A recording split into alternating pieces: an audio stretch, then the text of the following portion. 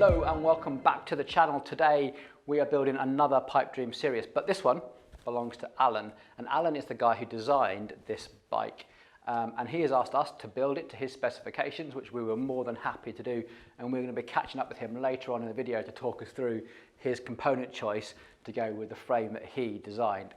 So we are talking Marzzochi bombers, we're talking one-up components and a Kindernay internal hub gear.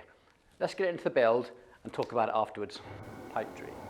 So why has the owner of Pipedream Cycles gone for a set of Marzzochi Bomber Z2s? It's a good question, because quite a lot of the Pipedream bikes come with DVOs, and the DVO to the Sapphire would be a really good choice for this particular bike, and we definitely could have gone with that. Could have also gone for a set of Foxes or a set of SIDs, RockShox SIDs. And the reason we've gone for this is a bit of an experiment, to be honest. Alan was really intrigued. He thinks that the steel hardtail is somewhat of a bike that you can use as your favourite bike, and I certainly do, because I love this bike so much, the most fun bike I've ever owned. Or it can be used as more of a winter type of thrash around bike and keeping your best carbon full suspension for a sunnier day. So a set of fairly budget forks but still offering performance, I kind of guess raised some eyebrows and some curiosity, should I say. And for the price of these, you get really, really good performance. So these are pretty much an experiment to see what happens. The rear dropouts on the Pipedreams, they're sliding dropouts, so you can adjust the geometry, which is super cool. I still haven't decided on my bike whether I like it far back or far forward. I still keep sort of messing about with it, and I think, and this is going to sound really bad, and I'm sorry Alan if you're listening, is I think I prefer it further back when I'm riding, but I hate how it looks. So I kind of split the difference to myself and just put it in the middle. So uncool, I know. So nothing's getting cranked down tight. This is why we're using pretty shoddy Park multi-tool.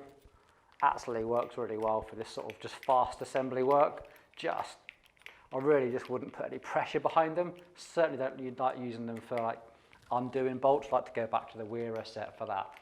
But for just this quick assembly, when you're switching between a 5mm, a 4mm, a 3mm, it's dead quick and easy. So happy days. Next up, I want to get the seat post in so that we can get the bike off its frame. Now we're going to start adding the weight of the wheels. I want to get it off the frame into the seat post, which is a much better way to clamp, and we can work from there. Little tasty Hope seat clamp here to match the headset. Not a massive fan of these, if I'm honest, because they tend to corrode, and like aluminium against aluminium is just like a recipe for a bit of disaster in this sort of an area. But you know, lots of you really, really like them, so there we go. Interesting. Nice one, Hope. You've got that completely and utterly upside down. So, sorry Alan, you've lovely Hope components are all upside down. Again, just going to loose fit this because don't like doing anything with the seat post until it's on its wheels. Got the saddle height dialed for the rider, and then we can cut our cables. So right now, this is doing nothing but acting something as a clamping point for the rest of the build. This is the Kindernay internal hub gear, and I have never seen one of these before. So the very first thing we're going to do is get onto the computer, look up the technical manual and read it through.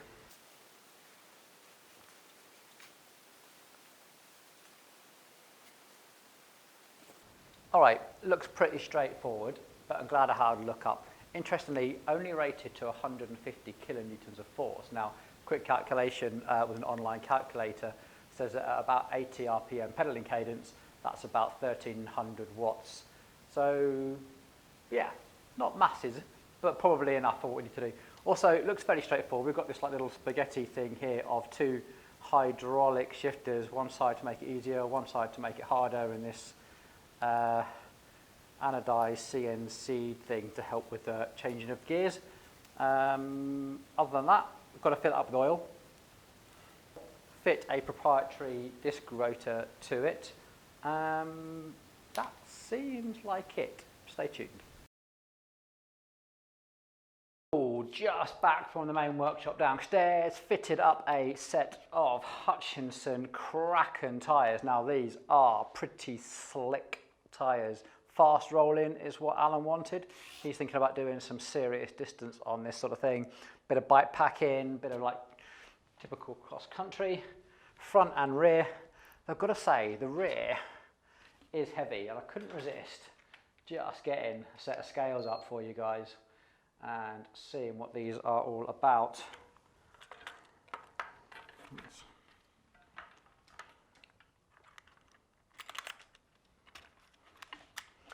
What do you reckon? Just steady that down. 3.28. 3.28. Like there's definitely more weight, I'd say, than a normal hub with a big cassette on it. But you know, it's not always about the weight. The practicalities of that have got to be considered as well. So let's see. Interested to see how Alan gets on with it, to be honest. Now let's get this rear wheel fitted. Now I've just taken the rear brake off again, just so I can see how everything's going to fit and align up. Now we've got our derailleur here, and I'm going to fix that to our hub here, coming from the bottom, so we can rotate this around. And not the easiest thing to do. There's a couple of sort of things to try and get lined up. There we go. All right, here we are with the wheel in. This is the derailleur type thing, just hanging free in the moment. We'll tidy that up in a second. But just coming around to the other side here. Right, so we're just going to get this little thing here fitted up to hold onto this tensioning arm. And it's just going to fit on like that. And then these become our new brake mounts. All right, here we go. We need to start bleeding this and sorting out this absolute mess of a set of cables and turn it into something worthy of Mapdeck Cycle Works cable routing. Not entirely sure where to start, but let's just start. First up, we need some tools. We need a bit of Magura, royal blood.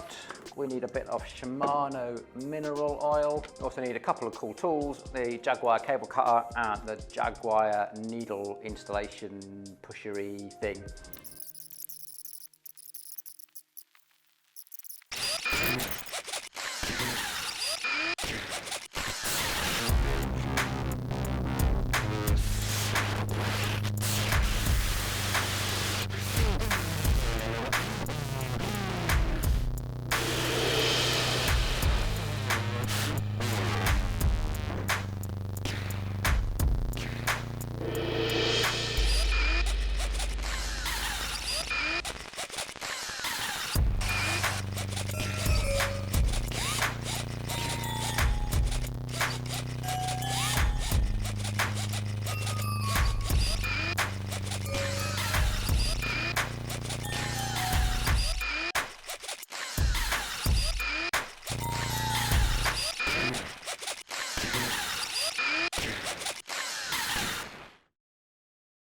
Just as a designer's perspective, you know, what was the inspiration behind what I think is the most fun bike I've ever ridden?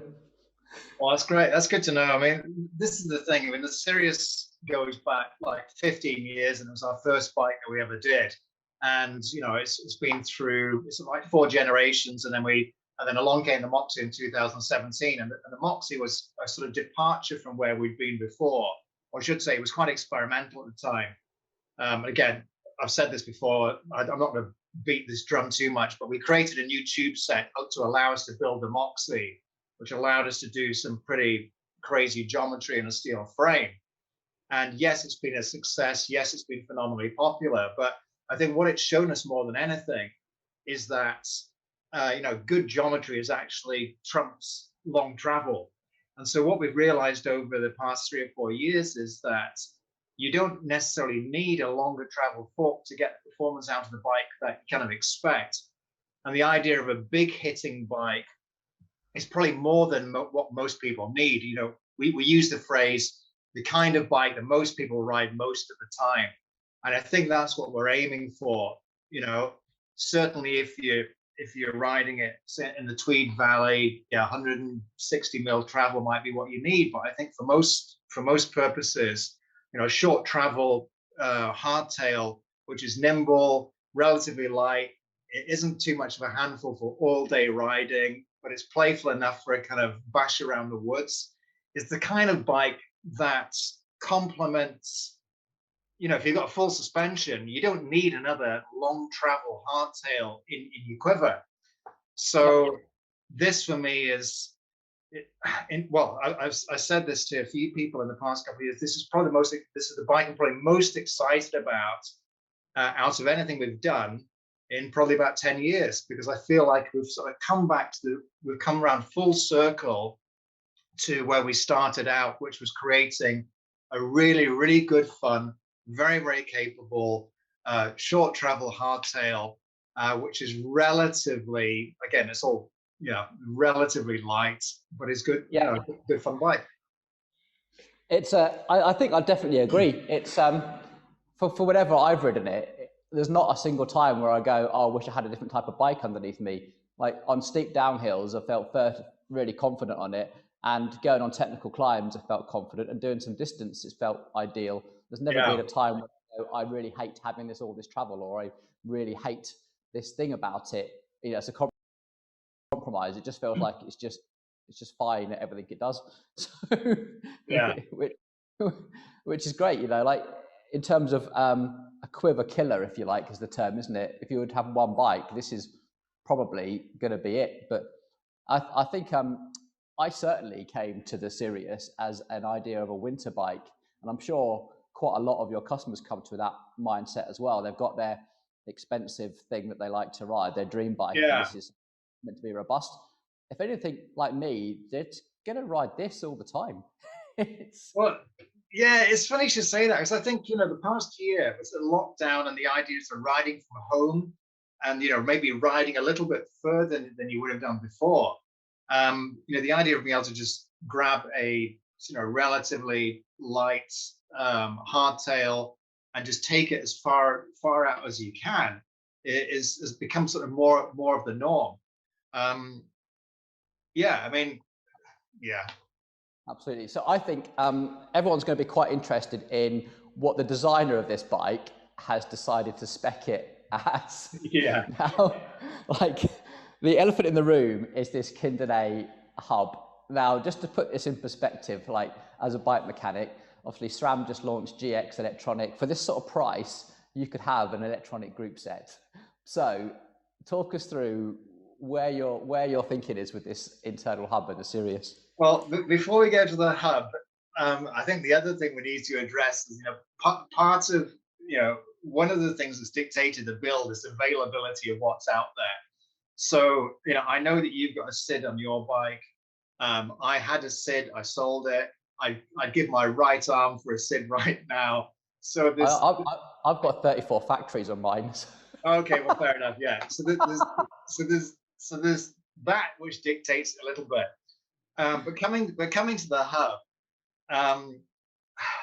I've loved gearbox hubs, probably, gear hubs for about 15, 16 years or so. The thing, I had a Cove Stiffy years back, the original Cove Stiffy, which was, round tubing, and it was probably my favorite hardtail ever, and probably inspired me early days as to the direction we kind of went. But they did a bike in Canada. They used to be built by Yes BMX. I don't know if they do them anymore, but I saw it was a Cove Stiffy with horizontal dropouts and a roll-off hub. It was called the Cove Tighty, and it was designed for the North Shore, where you're going to bash your stuff off rocks, roots, trees, and all this kind of stuff, and it just made sense.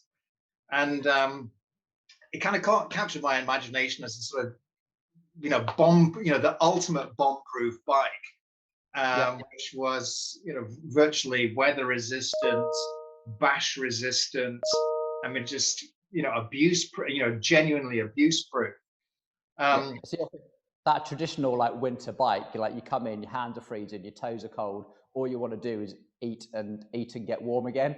And the servicing your bike and giving it a hose down is the last thing on your mind. Well, And yeah, just doing distance, you just want to go. I just want to get out, quickly ride before the sun sets, and do yeah. that every day. And if Okay. you talk to anybody who knows me, they'll know that I've got an aversion to cleaning bikes. I actually hate it. When I look at mountain bikes like a tractor, you ride it, you put it away, and you want to be able to get back on it and ride it again, not have to clean it.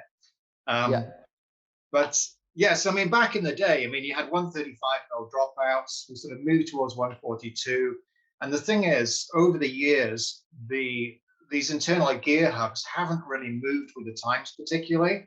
So again, I might be wrong on this, but from what my understanding is, the roll-offs are still bolted, the Alphings are still bolted, and the other branded gear hubs are still bolted. And as much as I wanted to go that direction, I just haven't found something which you could put into a modern frame.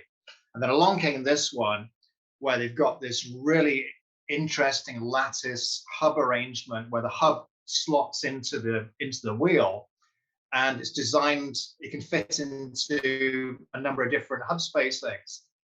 So, Fabian, who's one of our crew, he's he's got a master's in design, mechanical engineering, I think it is. So he's a bit of a techie from that point of view. And he came across these guys, did a little bit of research. We spotted one on Instagram, I think. So this guy in Norway had built a bike, and it was like, whoa, okay, how on earth did he manage to fit it in the bike? And we were captured by it. So we had a chat with one of the designers in Norway. He gave us an hour of his time. He talked us through the product, and it sounded like, okay, let's do it. Let's give it a shot. So Yeah. yeah, It's a great idea. Someone's really thought about it. Like, I love the fact that it comes in a cage. As a wheel builder, I can see how you can just take that cage around and put it onto a 28 hole, a 32, a 36 hole wheel. That's going to be super handy. I could definitely see the engineering side of it. They've probably put so much work into the hub, and then the shifters were a bit of an afterthought. well, yeah, well, this is the thing. I mean, what we're seeing, again, I can't talk too much about what they're going to do, but what we have here is like probably a proof of concept, and they know what they need to do to move it, well, to basically make it more accessible, get the weight down, make it more reliable. Well, not reliable. I mean, they've got the reliability of the hub, but in terms of making it more user friendly. So they do have some things, coming up this year, which will move it in a direction which I think makes it far more accessible for people. But we were happy to try it out right now, confident that, in fact, this is one of the questions we asked. Okay, so what you're planning to do, is it going to be compatible with what we've got right here? And the answer was yes. Like, okay, fine. So let's go with it. Yep. I'd say fitting it was easy. It was the easiest thing in the world to fit. You open up a little bleed screw, pour 40 milliliters of oil into it, put the disc rotor on. It's going to be a bit of a fiddle, I think, in the field. You'll see on the build video about trying to line everything up in the hub, because you've kind of got to put this derailleur mechanism in, and hopefully you don't get too many punches, many cold hands, because there's not a little bit of faff there, but I think they can sort that out. And the levers actually feel really nice. One of the compromises, and you'll laugh when you see this when you get your bike soon, Alan, is that the dropper, there's no room for the dropper lever, because obviously you've got a left-hand shifter. Yeah. So we've come up with a solution. You'll see it in the video. All right, fair enough. Yeah. there was a lot of chin rubbing and head scratching to work out where they're able to put the dropper lever, but I think we've got it sorted. Well, from what I understand, in about maybe 2 or 3 months, that won't be an issue.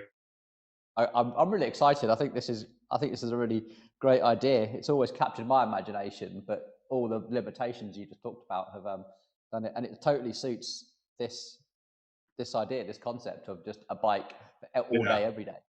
Yeah. I think one of the questions where people will probably ask is, the weight. And from what we understand, I mean, from what we calculated, it's about 400 grams difference, which you're looking at about just under a pound between a conventional drivetrain and that.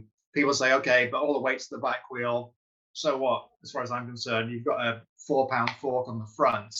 So it's, to me, it's not an issue. I'm not worried about it. To be honest, in the video, I weighed the bike, and it weighs the same as my Sirius, which has got 12 speed XT on it. And the only difference, perhaps I've got a reverb seat post, which is heavy, where you've chosen this beautiful one-up components, which is a bit lighter, but they're exactly the same weight. The overall bike build exactly the same.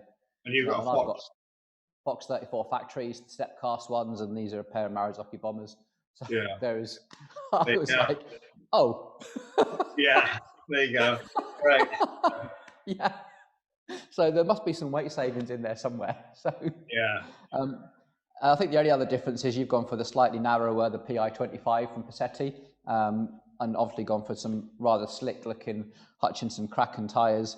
I think these are great. They're going to roll really well. Like definitely some mile munching tyres, those on the slightly narrower rims, but that's something you can just swap out. I'm sure you will. Handlebars look great. I mean, I wanted it to be a fast bike, which you can use, well, not necessarily on the road, but to access trails from your house. And I've been riding my Moxie. Well, I had riding my Moxie with big fatter tires on it. I've been riding my full suspension, the full Moxie, with again tires that drag on tracks and on road, and it's an absolute nightmare. So I wanted this to be a fast, grippy, fun bike. Yeah, I think you've got it right. Then, if there's one thing you want someone to know about this bike, what would it be? Well, I'm literally in the process of actually answering an email. So this just came in about 5 minutes before you came. Hey, I'm looking at the Moxie, I'm looking at the Sirius. I'm looking for an aggressive cross-country, down-country bike. What should I buy? Got 140 mil travel fork in the Moxie, or should I buy the Sirius? And it's like a no-brainer. It's the Sirius, and it's for me, when you look at the short travel forks that are available now at 120 mil, the capability of them, it's just absolutely incredible. You put it into a bike like this, I think you're not going to be wanting for performance. You're not going to be wanting for travel, and I don't think you're going to be compromised in any way in the kind of trails that you're going to be able to ride. So I think, I think it's the bike for the moment, and I'm actually pretty confident that what we're going to start to see over the next 2 or 3 years is we are going to see shorter travel hardtails, shorter travel full suspensions, which are a lot lighter than they have been, because geometry, as I said at the beginning, geometry trumps the traveler, and we're going to be able to get the kind of performance that we've come to expect over the years from shorter travel lightweight bikes, which are durable. And I think this for me, especially with the Kindernay hub, is like the package. For me, it's like the perfect, one quiver bike. And it's about as environmentally friendly as it gets. There's not a drop of carbon on here, the carbon bars. Sorry. Everything's recyclable, everything's durable, everything's like, I think you're totally right. Bike of the moment, that's for sure. Brilliant. When are they back in stock, Alan? Well, they're in the process. I've got fabrication slots going right now, so we've got that's being built as we speak. So the earliest we'll have them in the UK is probably May. I say probably because you watch the news and a cargo vessel in the Suez Canal and all this kind of stuff going to have significant impacts on global movement of goods. But so far, things are on track. It's available for pre-order right now. As I say, we should be seeing the first of them come in May. Yeah. Brilliant. The other thing to say is the last batch literally sold out in 4 weeks. Wow. Yeah. So, with the last batch of Moxie, and this is partly due to how long it took to get them from Taiwan to here. The last batch of Moxies, every single long sold before it even arrived. I'm not saying that as a kind of hard sell. It's just a reality right now. So yes, it's coming in May, but the last batch were all gone in no time at all. That's incredible. Well done, Alan. That's brilliant. Yeah, what a great story. These colours, I hope the video that I've done has done them justice, because I've got the green one, which I love, like classic Land Rover type of colour. Yeah. Brilliant. The silver one we put a build up with the fiery orange, looks amazing. This, you've got to be up close to it to really appreciate this one, I think, and hopefully the photography that we've done does it justice. It looks incredible, but you've got to be like on it to Yeah. really appreciate it. Well, the paint is lovely. Yeah, I mean, it was supposed to be subtle, but with a bit of a surprise to it. And when I saw the color originally, I was like, okay, this is fantastic. You know, I'm not a real fan of black frames, but this I thought was something which was like a special edition. We committed to it, and then we paid all our bills and all that kind of stuff. And then the factory came back and said, hey, we made a mistake on the quote for the sparkling well, what we call the Stary. Now, we made a mistake. I said, how much is it? And when they told me, it's like, oh my gosh. So it's significantly more expensive. And we basically said, look, it's not our problem. You quoted it, we paid it, whatever. And they said, okay, well, next time you'll have to pay, you know, the regular price. And we're like, well, that price is not going to go next time. So this is it. This is the last. So if you're lucky enough to own one of these Starry Nights, these are limited edition. They are now. Wow. Absolutely. We could not afford to put that paint finish out again. There's just no way in the world. Yeah. Well, if you've got one of these, I think you'll be very. It looks great. It's one of those bikes that the wow factor gets stronger the closer you get. Yeah. Yeah. Looks great. I'm looking forward to it. Right. That's all from me, I think. Thanks very much, Alan. Well, thank you for building it. I mean, I really, really thank you for everything you've done, and thank you just for the professionalism. It's just been wonderful to see the bikes you put out, the bikes that you've assembled, and just how, you know, meticulous you've been about it, and just the whole process of engaging with you. I mean, I look at the reviews on your site and the feedback you get from customers, and absolutely, I can echo that. Yeah, it's been fantastic. Thanks, Paul. Service-led bike shop is the way forward. Yeah, exactly. Thank you. Right, on that note, I'm signing off. Thanks very much for your time, Alan. See you soon.